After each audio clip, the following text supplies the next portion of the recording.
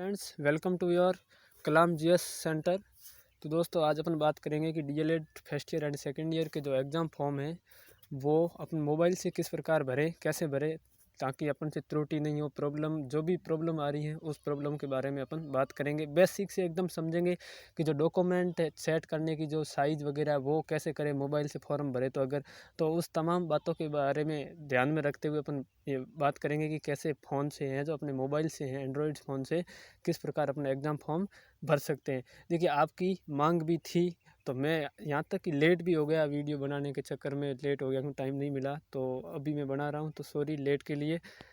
और कुछ लोग ये भी कहेंगे कि ये भाई है जो अपना यूट्यूब चैनल ग्रोथ या फिर लाइक सब्सक्राइब के लिए वीडियो बना रहे। देखिए, ऐसा कुछ नहीं है। लाइक सब्सक्राइब के लिए बनाता तो मैं पहले भी बना देता, आपकी मांग थी, मैंने बना दिया और मैं मेरे यूट्यूब चैनल पे बना रहा हूँ। तो देखिए, ज़्यादा बातें नहीं करते हुए शुरू करेंगे अपन सबसे पहले कि किस प्रकार फॉर्म भरते हैं। तो फॉर्म भरने के लिए सबसे पहले अपन को जाना होगा अपने क्रोम पे जाना होगा।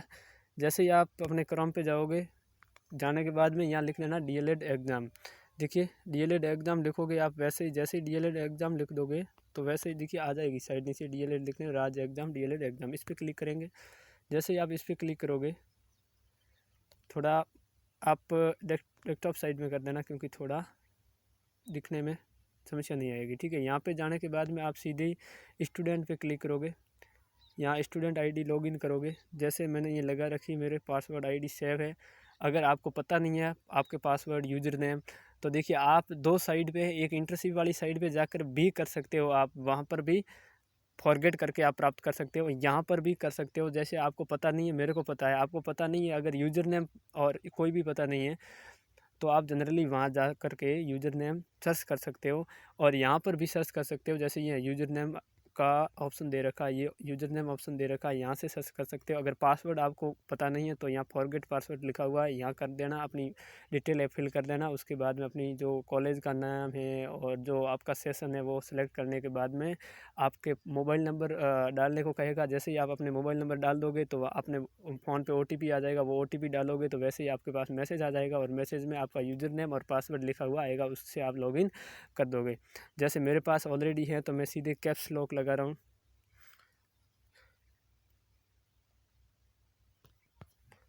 जैसे ही मैंने ये खोल दिया, आपको पता है ये मेरी आईडी खुल गई।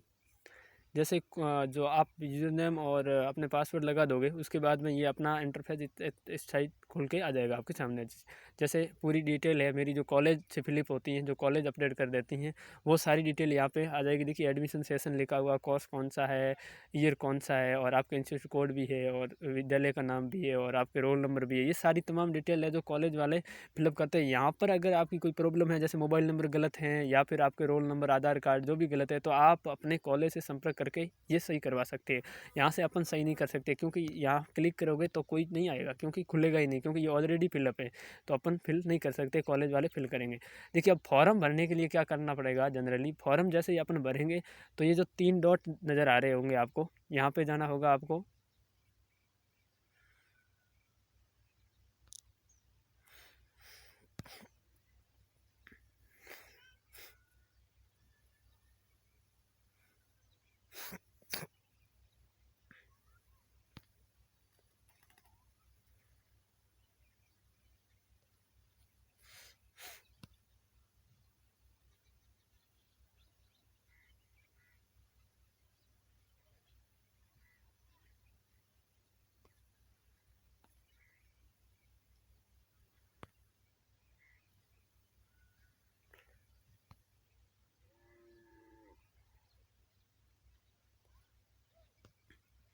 देखिए फ्रेंड्स, अपन बात कर रहे थे कि फॉर्म फिल करने के लिए सबसे पहले आपको 3 डॉट है, जो 3 डॉट दिख रहे होंगे साइड पे, वहाँ पे जाना होगा।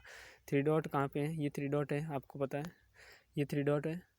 यहाँ पे जैसे ही आप क्लिक करोगे, 3 डॉट पे क्लिक करने के बाद में ये आ जाएगा कैंडिडेट और एग्ज़ाम एक्टिविटी। जैसे जैसे ये दो आएगा लिखा हुआ, तो यहाँ पे आप एग्ज़ाम फॉर्म फिल करने के लिए एग्ज़ाम एक्टिविटी है, इस पर क्लिक करोगे। जैसे ही आप एग्ज़ाम एक्टिविटी पे क्लिक करोगे, उस टाइम आपके सामने नेक्स्ट पेज ये आ जाएगा। वहाँ पे लिखा हुआ आएगा डीएलएड एग्ज़ाम एप्लीकेशन। फिर आप डीएलएड एग्ज़ाम एप्लीकेशन है, उस पर जाने के बाद में यहाँ क्लिक कर देना, एग्ज़ाम, डीएलएड एग्ज़ाम एप्लीकेशन। यहाँ पे ये नीचे लिखा हुआ आ रहा है ग्रीन, वहाँ पे आप जैसे ही जैसे ही ओके करोगे तो अपना जो भी डाटा है वो आपके सामने आ जाएगा। जैसे यहाँ पे क्लिक करने के बाद में तुरंत ये आ जाता है, ठीक है। यहाँ पे अब फॉर्म भरना स्टार्ट हो जाएगा। जैसे आप ऊपर लिखा हुआ है DElEd exam application, basic detail है, उसके बाद में क्वालिफिकेशन डिटेल है, सब्जेक्ट को सिलेक्शन है। तो इस प्रकार है।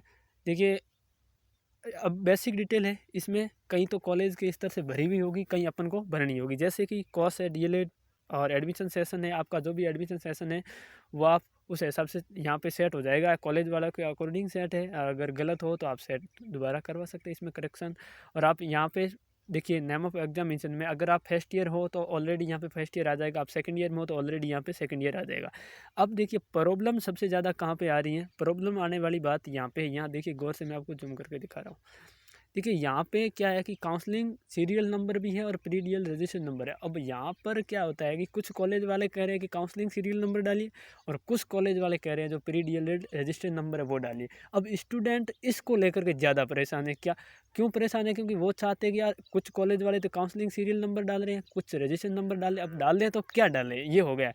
तो देखिए यहाँ आप इतने पढ़े लिखे हो आप, तो आपको समझ में आ जाना चाहिए कि यहाँ पे इन्होंने क्या लिखा है। देखिए इन्होंने लिखा है कि काउंसलिंग सीरियल नंबर या ये लाइन क्या अंकित करती है, क्या ये दोनों ऑप्शन में से कोई एक सुनने को कह रही है, या काउंसलिंग सीरियल नंबर या पीरियड रजिस्ट्रेशन। देखिए आपने पढ़ा भी होगा कि ये लाइन ऐसी तिरछी लाइन होती है, वो किसको दर्शाती है, ये एक या दो, यानी कि इस कुछ दोनों में से कोई एक भरना है, या आपको काउंसलिंग सीरियल नंबर भरनी है या पीरियड रजिस्ट्रेशन। जैसे आप काउंसलिंग सीरियल नंबर भरोगे तो आपकी जो अलॉटमेंट लेटर है वहाँ पर आपके रिजल्ट जो भी जारी हुआ था अपने पीरियड का, वहाँ पर लिखा हुआ मिल जाएगा आपको काउंसलिंग सीरियल नंबर की इतनी, आपकी जो काउंसलिंग सीरियल में आपने भाग लिया तो इतने नंबर पे आपकी काउंसलिंग सीरियल रही है।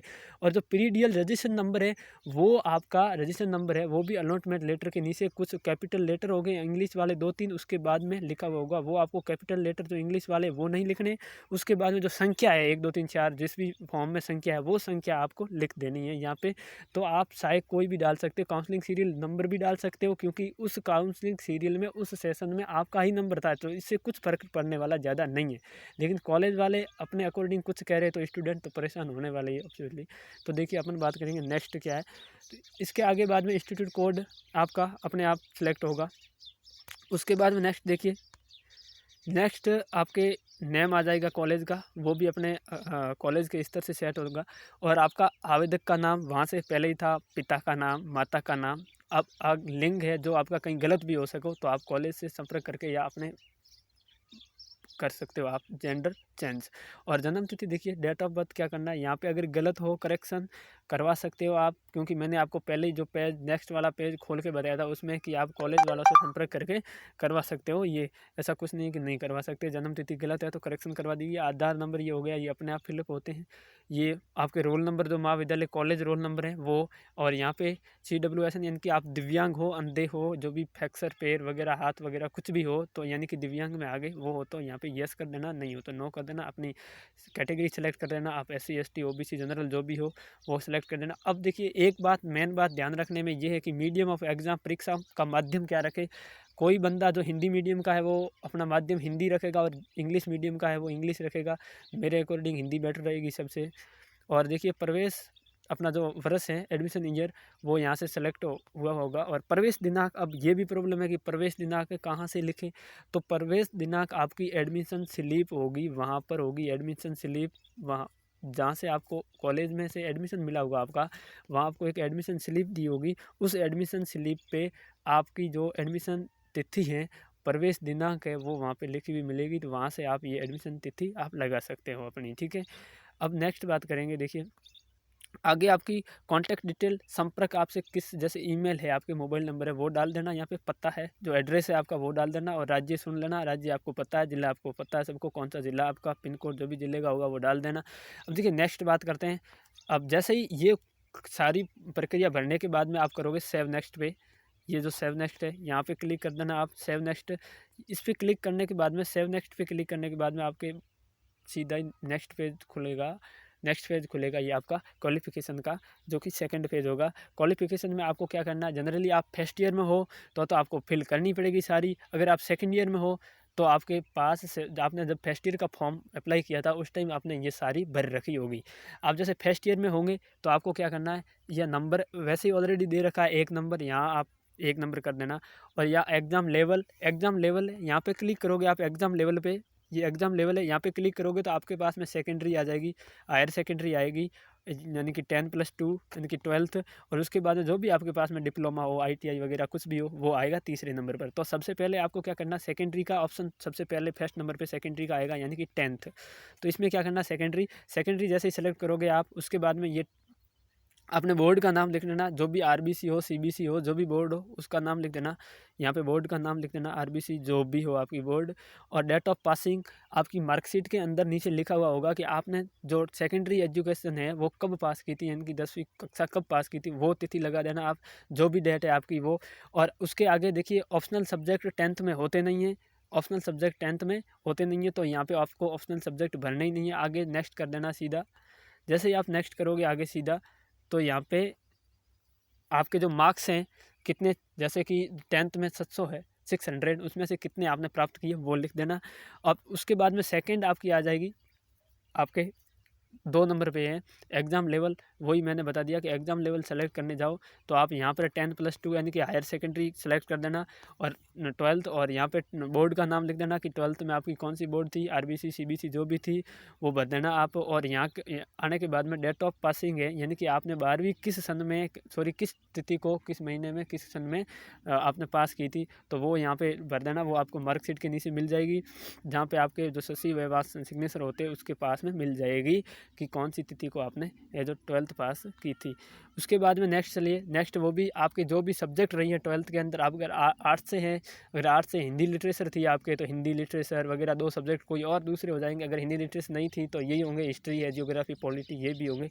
तो इसमें आगे कितने नंबर आए, 500 का होता है टोटल, 500 में से आपने कितने अर्जित किए वो आप लगा देना।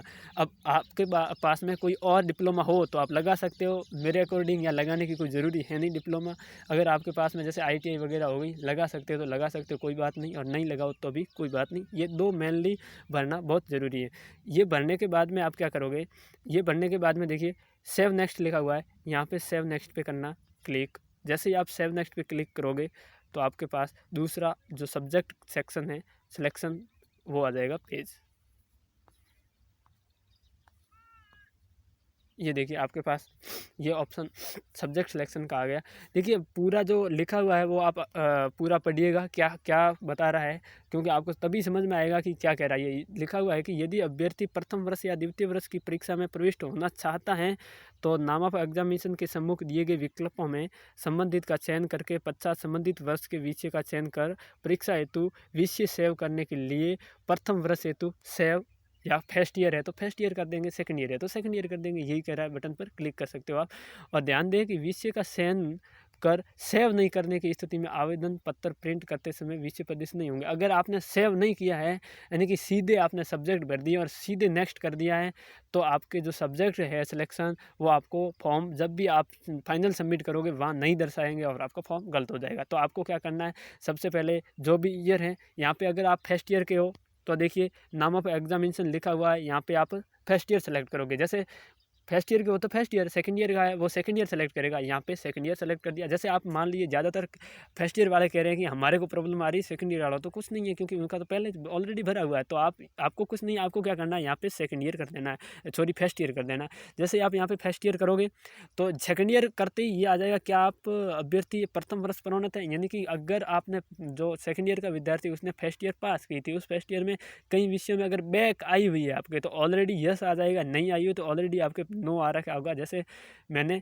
जो फर्स्ट ईयर में सारी सब्जेक्ट पास कर रखी तो मेरे नो आया हुआ है, तो आप जिसके बैक आई हुई उसके यस होगा और वो यहाँ पे यस पे क्लिक करेगा, क्योंकि उसका फॉर्म है जो फर्स्ट ईयर के जो भी बैक सब्जेक्ट हैं उनका भी एग्जाम साथ में सब्जेक्ट ऐड होकर के फॉर्म भरा जाएगा। अगर फर्स्ट ईयर वाले हैं तो उसको कुछ नहीं है, क्योंकि उसको फर्स्ट ईयर सेलेक्ट करने के बाद में ये फॉर्म नहीं आएगा ऑप्शन क्या अभ्यर्थी वर्ष में प्रोन्नत है या नहीं है। तो आप जैसे मैं सेकंड ईयर कर रहा हूँ, आप यहाँ पर फर्स्ट ईयर के हो तो फर्स्ट ईयर सेलेक्ट कर देना। उसके बाद में देखिए सेकंड ईयर के लिए क्या है कि सब्जेक्ट जैसे सेकंड ईयर सेलेक्ट करोगे तो सब्जेक्ट चयन करने के लिए आपके पास ऐच्छिक विषय भी आएगा और अनिवार्य कंपलसरी सब्जेक्ट भी होंगे। तो इसमें क्या है, और फर्स्ट ईयर में नहीं आएंगे, फर्स्ट ईयर में जो भी आपके सब्जेक्ट हैं वो फर्स्ट ईयर के सारे आ जाएंगे। ऐसे नहीं कि आपको SC VC वगैरह ऐसा कुछ देखने को नहीं मिलेगा। आप परेशान नहीं होइए, क्योंकि SC VC सेकेंडरी के लिए है, आपके लिए नहीं आएगा। फर्स्ट ईयर के लिए आप जैसे ही सेलेक्ट करोगे फर्स्ट ईयर, तो यहाँ पर आपके लिए जो फर्स्ट ईयर के सब्जेक्ट हैं वो 9-10 सब्जेक्ट है वो आ जाएंगे। और यहाँ पे अपने जो सेकंड ईयर के लिए जो SC के पीछे 2 शून्य होते हैं वो आएगा। जैसे 12th में आपके आर्ट्स वगैरह थी, तो आप जनरली जैसे तृतीय भाषा तो संस्कृति करते हैं अधिकांश बच्चे तो, और सामाजिक विज्ञान और साइंस दोनों में से कोई भी कर दो, साइंस करेगा या सोशल साइंस करेगा। जैसे आर्ट्स वाला है तो सोशल साइंस कर देगा, साइंस वाला है तो वो साइंस कर देगा। जैसे यहाँ पे सामाजिक विज्ञान कर दिया। अब उसके बाद में जो ऊपर जो रेड लिखा हुआ था वो यही दे रहा था कि ये सब्जेक्ट चूज करने के बाद में आपको सीधे हैं जो ये दिख रहा है नेक्स्ट, सीधे आपको यहाँ नेक्स्ट पे क्लिक नहीं करना है। सबसे पहले आपको क्या करना है, सेव सेकंड ईयर सब्जेक्ट, या आपने फर्स्ट ईयर डाला हुआ ऊपर, तो यहाँ होगा आपका सेव फर्स्ट ईयर सब्जेक्ट। पहले आपको यहाँ पर क्लिक करना होगा सेव सेकंड ईयर या फर्स्ट ईयर सब्जेक्ट, पहले यहाँ क्लिक करें। जैसे आप यहाँ क्लिक करोगे, जैसे ही आप यहाँ क्लिक कर दोगे तो आपके पास जो लिखा हुआ आ जाएगा कि आपने सब्जेक्ट सेकंड ईयर या फर्स्ट ईयर की चूज होगी, सक्सेसफुल हो गई है, वो लिखा हुआ आ जाएगा। जैसे ही आपके पास यहाँ वो लिखा होगा सब्जेक्ट चूज वाला, उसके बाद में यहाँ सेव फर्स्ट ईयर या सेकंड ईयर सब्जेक्ट चूज करने के बाद सक्सेसफुली बता देता है। उसके बाद में आप नेक्स्ट पे क्लिक करेंगे, यहाँ ये रहा नेक्स्ट पे क्लिक करने के बाद में सीधा जाएगा यहाँ पर फ़ोटो अपलोड करने के लिए कहेगा आपको, और एक सिग्नेचर अपलोड करने के लिए।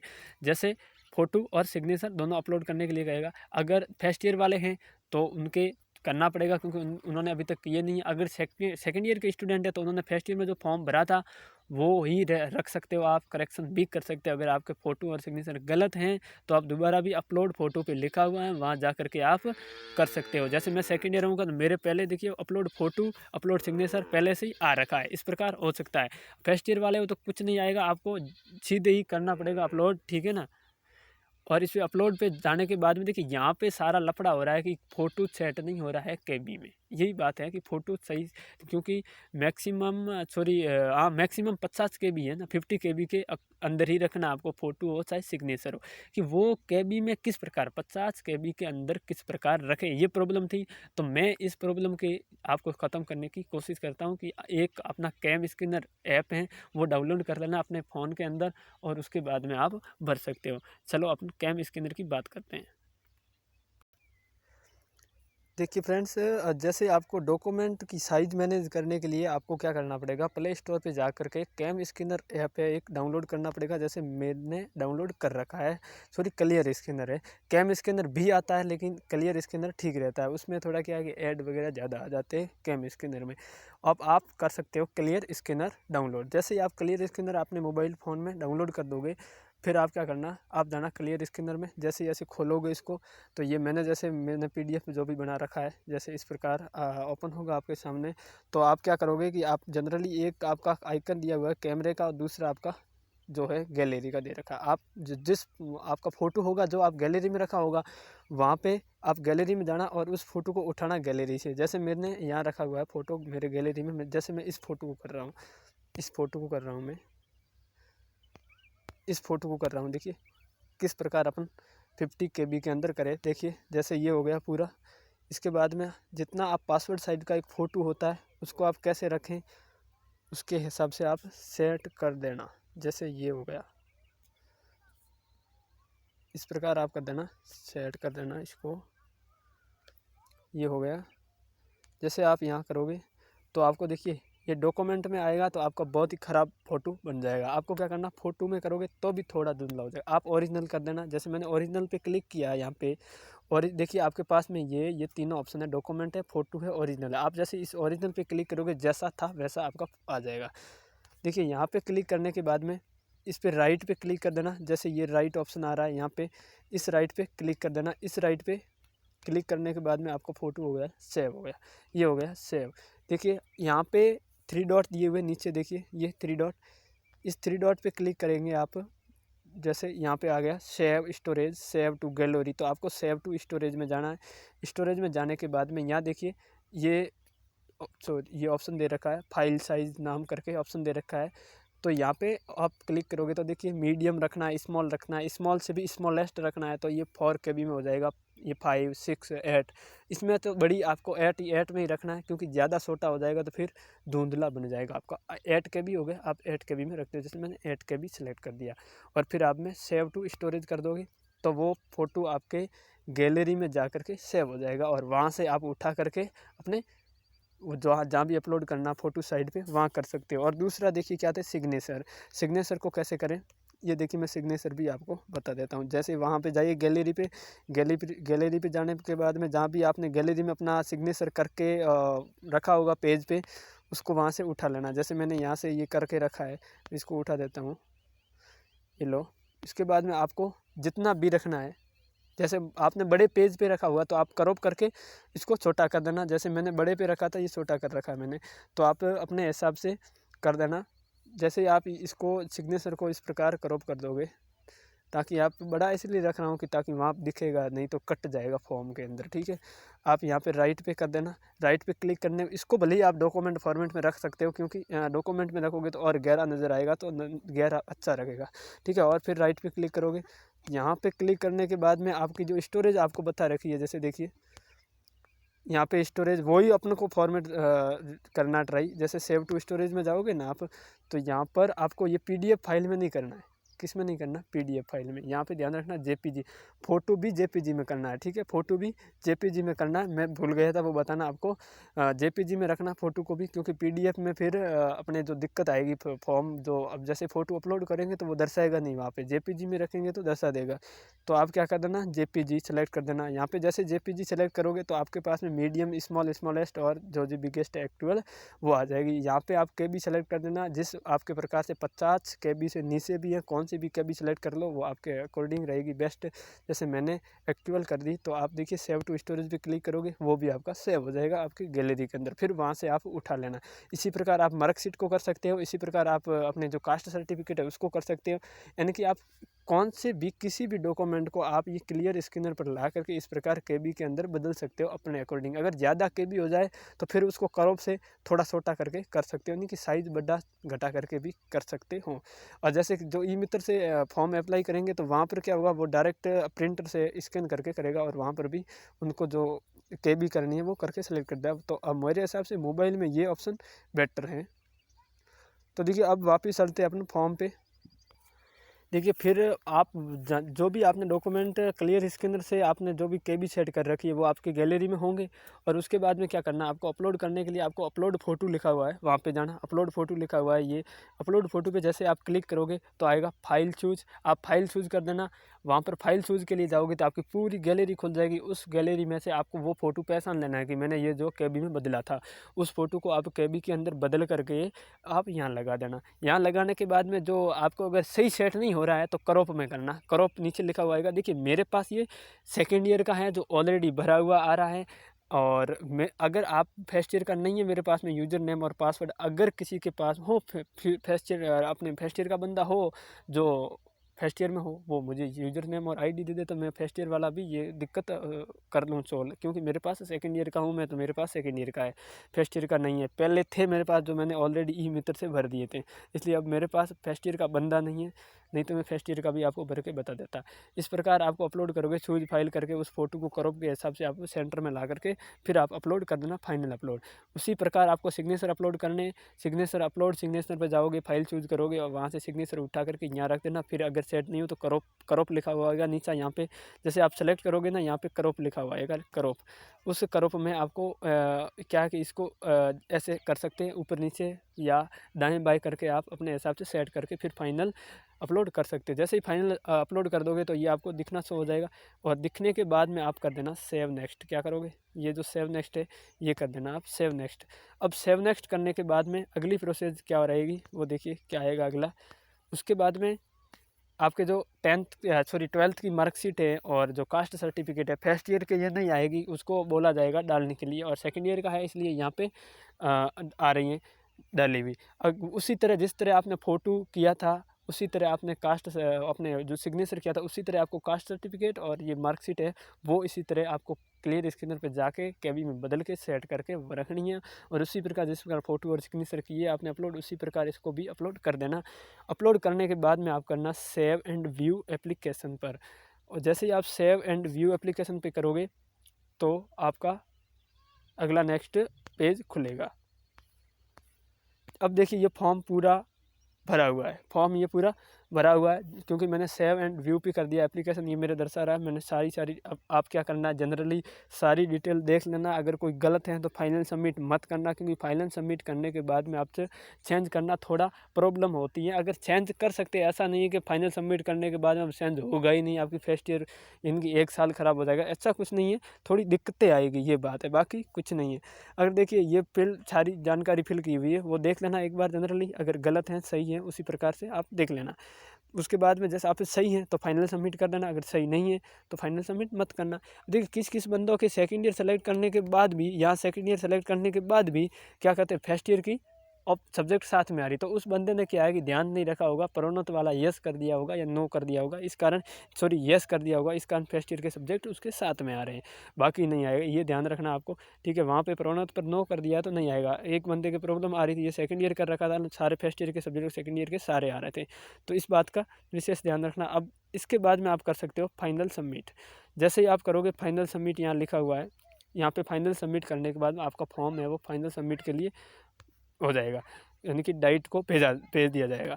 अब फाइनल सबमिट करने के बाद में आप ये फॉर्म फाइनल सबमिट कर दिया आपने, फिर आप देखिए प्रिंट का ऑप्शन आएगा, यहाँ पे ये प्रिंट का ऑप्शन है। यहाँ प्रिंट ऑप्शन पे क्लिक करने के बाद में जैसे मोबाइल में प्रिंटर कनेक्ट नहीं होता है तो आप PDF के रूप में सेव कर सकते हो, या फिर यहाँ फाइनल सबमिट करने के बाद में छोड़ देना, कोई बात नहीं, क्योंकि जैसे आप ई-मित्र पे जाओगे तो वहाँ पर अपनी ये ID वगैरह डाल के जनरली प्रिंट निकलवा करके ले सकते हो। 10 रुपया लगेगा, या फिर जो भी है 5-10 रुपये जितने भी लगेंगे जो अपने प्रिंट के, उस हिसाब से आप निकाल सकते हो।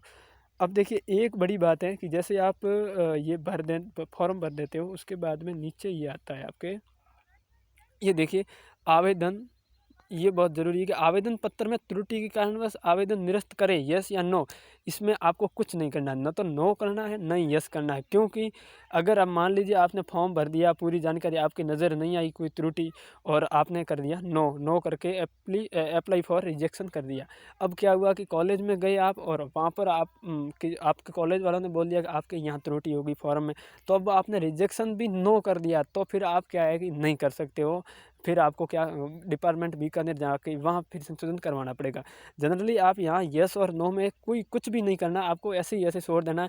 जैसे भी गलत हो जाए तो आप येस पे करके अप्लाई फॉर रिजेक्शन कर सकते हो, क्योंकि आप आवेदन निरस्त करना चाहते हो तो तुरंत आपका ये जो निरस्त वाला जो आपका सुझाव है वो डाइट पे चला जाएगा, और डाइट वाले संपर्क करें या नहीं करें आपसे, आप ज़रूर संपर्क कर सकते हो उनसे कि मेरा फॉर्म रिजेक्शन किया था मैंने इस त्रुटि के कारण, वो फिर आपको वापस फॉर्म भरने का ऑप्शन दे देंगे और वापस आप फॉर्म अपने हिसाब से सही भर देना और उसके बाद में फाइनल सबमिट कर देना। ये प्रोसेस रहने वाली है आपकी फॉर्म भरने की। देखिए थोड़ा वीडियो लंबा हो गया क्योंकि मैंने डॉक्यूमेंट साइज़ वगैरह कैसे करनी वो साथ में बता दी, तो वीडियो जनरली लंबा होने वाला है। तो आई होप कि ये वीडियो आपको एग्ज़ाम फॉर्म भरने में हेल्प करेगा। इसी के साथ में जय हिंद जय भारत।